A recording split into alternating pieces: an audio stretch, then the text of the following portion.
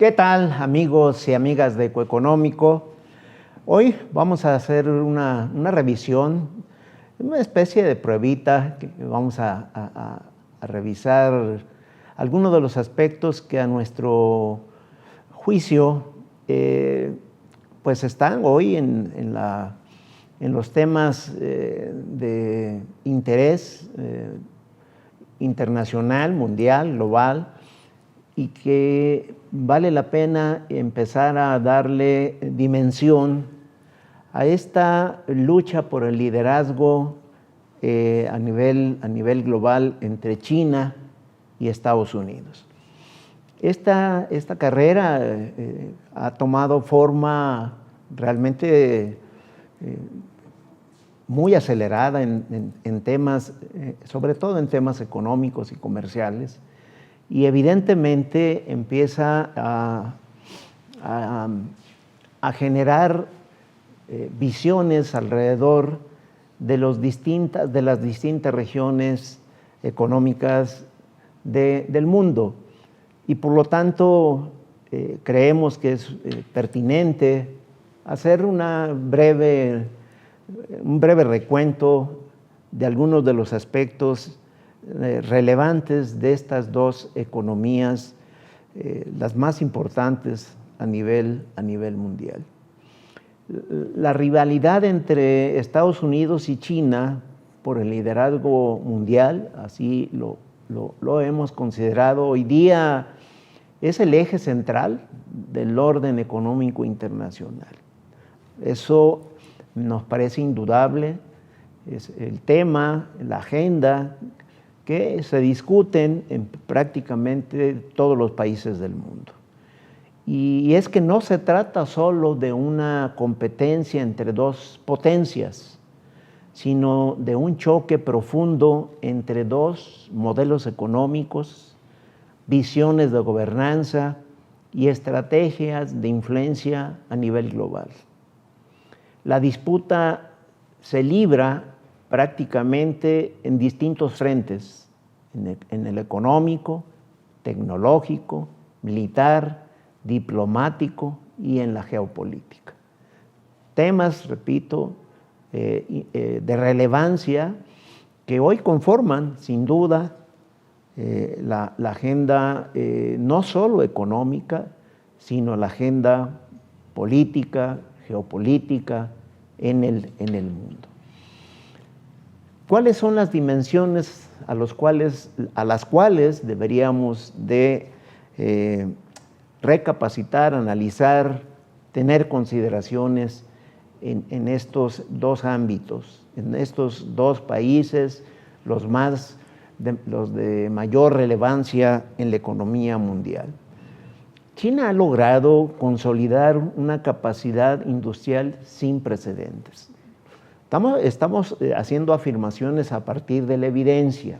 Esto vale la pena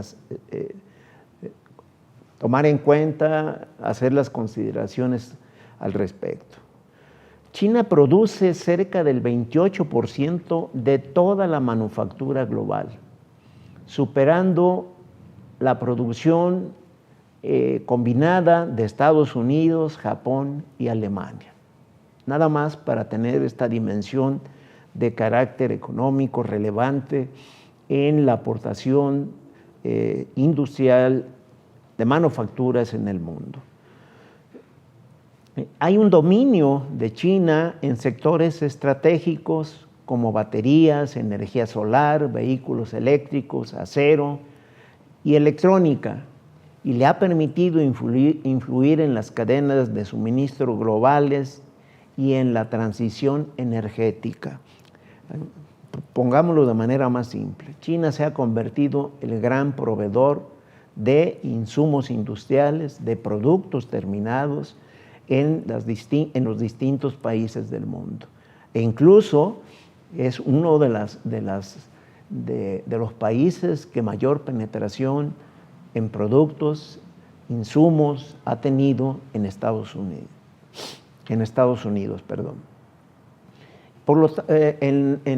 lo que corresponde a la dimensión económica de Estados Unidos, Aunque Estados Unidos sigue siendo el que la economía más importante a nivel mundial, evidentemente enfrenta desafíos estructurales, y yo diría desafíos estructurales de gran importancia. Altos niveles de deuda, pérdida de competitividad industrial, y esto tiene que ver mucho con este proceso que ha tenido la industria de los Estados Unidos en su dependencia del abasto de insumos de China. Y obviamente hay una dependencia de las cadenas productivas de suministro industrial de Estados Unidos respecto a la producción china. Estos desafíos han llevado a Donald Trump a instrumentar políticas de reindustrialización, subsidios y barreras arancelarias para contener en especial el avance chino.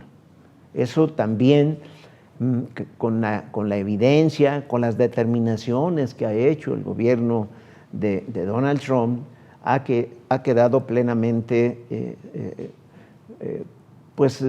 clarificado, demostrado, evidenciado, como lo quieran establecer la audiencia de Eco Económico. Y aquí viene la parte que a nuestro juicio ha sido la preocupación superior de los Estados Unidos en cuanto a la gran dinámica que ha tenido la economía china con relación a la economía de los Estados Unidos. En el caso de China, el Producto Interno Bruto de ese país en el 2001 fue de 1.3 billones de dólares. Estamos hablando del Producto Interno Bruto corriente. Para 2024 fue de 18.7 billones de dólares. En términos de participación, y esto es la parte clave, China participó con el 4% al Producto Interno Mundial. Eso es la aportación que tenía China en el 2001. Para 2024, esta aportación subió a 16.8%. Esto, si lo vemos en términos de crecimiento, implica un aumento a precios corrientes de 1.438%. En el caso de Estados Unidos, el Producto Interno Bruto corriente pasó de 10.6 billones de dólares a 29.3 billones de dólares. De hecho, en términos de la participación en la economía mundial, disminuyó de 31.4, que se reportó en el 2001, a 26.3% en el 2024. Tuvo un crecimiento acumulado en ese periodo de 175.5%. Ahí tenemos esa aceleración que ha observado la economía china y que, insisto, es parte de la gran preocupación que tiene el gobierno de los Estados Unidos de esta fuerte presencia que ha tenido China en la economía mundial. Pero además hay una alianza que ha tenido una dinámica muy importante y una participación económica relevante en el marco internacional.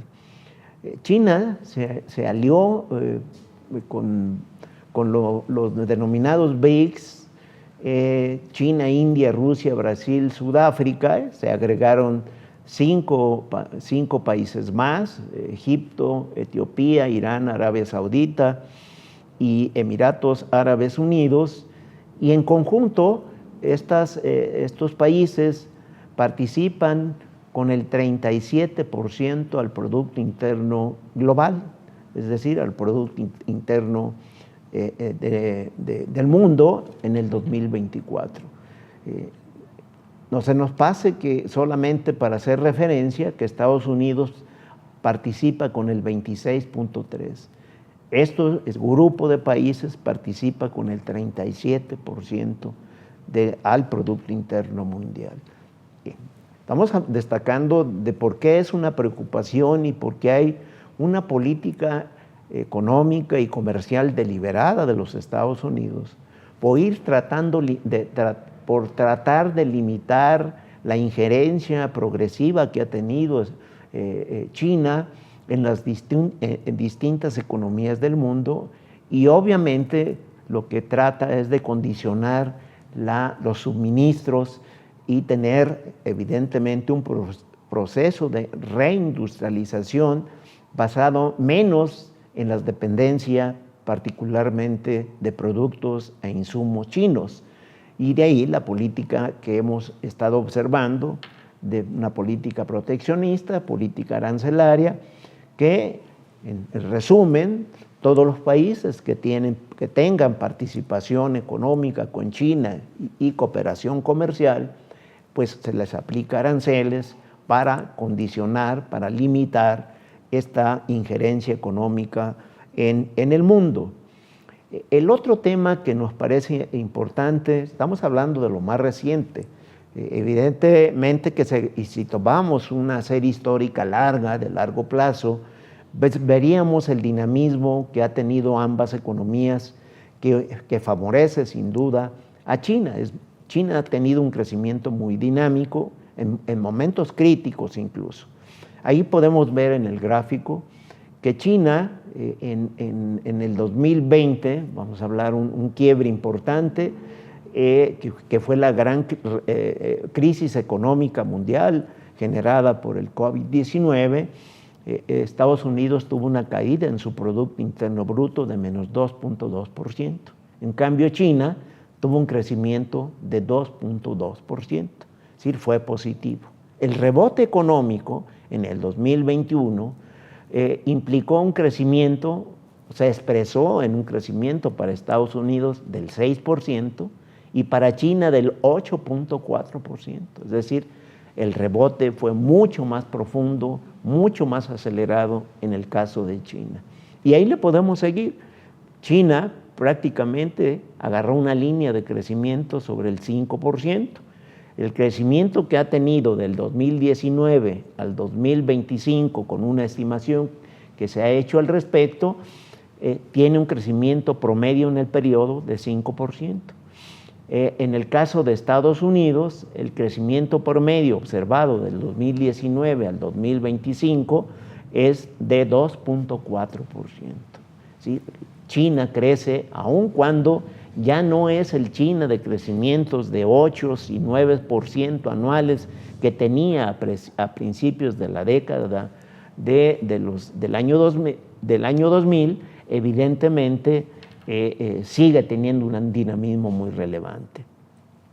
Y el otro tema que siempre hemos destacado en ecoeconómico es que hay el déficit que tiene Estados Unidos con China en el 2024, pues fue realmente muy extraordinario. El déficit con China fue de casi 300,000 millones de dólares. Esto implica que le vende poco a China, o mejor dicho, le vendió poco en el 2024 a China, pero le compró mucho en ese año.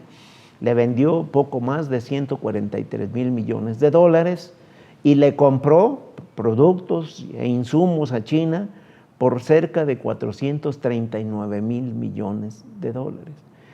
Por lo tanto, este es uno de los aspectos que tiene que ver, digamos, si lo queremos ver en términos de justificación de la política arancelaria, con todo lo que tiene que ver con productos chinos y de insumos chinos en los distintos países del mundo. En esta misma dirección, el recuento, los datos más recientes, en el 2025, para el periodo enero-octubre de ese año, vemos que el déficit comercial en este 2025 fue de poco más de 178,000 millones de dólares. Esto implica que no ha podido corregir ese desajuste, ese desequilibrio que ha tenido con China y que seguramente hacia el cierre del 2025 el déficit, si bien lo va a reducir de 300 a 200 mil millones de dólares, lo relevante es que persiste y que no obstante esta política arancelaria contra productos chinos, contra productos industriales chinos, evidentemente no se ha podido corregir y va a ser parte de la política comercial de los Estados Unidos. Estamos destacando lo relevante de esta pugna por digamos, por el liderazgo que se pretende a nivel económico. Sin embargo, digamos, hay dos dimensiones que no habría que perder de vista. La dimensión geopolítica de Estados Unidos y de China. En Estados Unidos, en particular, mantiene una extensa red de alianzas con la OTAN, con Quad, con AUKUS, y se presenta Estados Unidos como defensor del orden liberal. Es decir, lo que conocemos de manera coloquial, el orden de la derecha, el avance de la derecha a nivel global. Sin embargo, su liderazgo en términos de la parte moral se ve erosionado por tensiones internas y decisiones unilaterales, como su salida de la Organización Mundial de la Salud, de la Organización Mundial de Comercio y de otros organismos internacionales. En cambio, en el caso chino, se expande su influencia mediante la iniciativa de la franja y la ruta, con inversiones en más de 140 países y una diplomacia pragmática que prioriza estabilidad y no injerencia. Para muchos analistas, el modelo, visto en términos conceptuales, el modelo de China es más atractivo que en el caso del modelo geopolítico de Estados Unidos, que está muy sustentado en la parte de las amenazas y de la prepotencia, podríamos decir, particularmente con el gobierno de los Estados Unidos.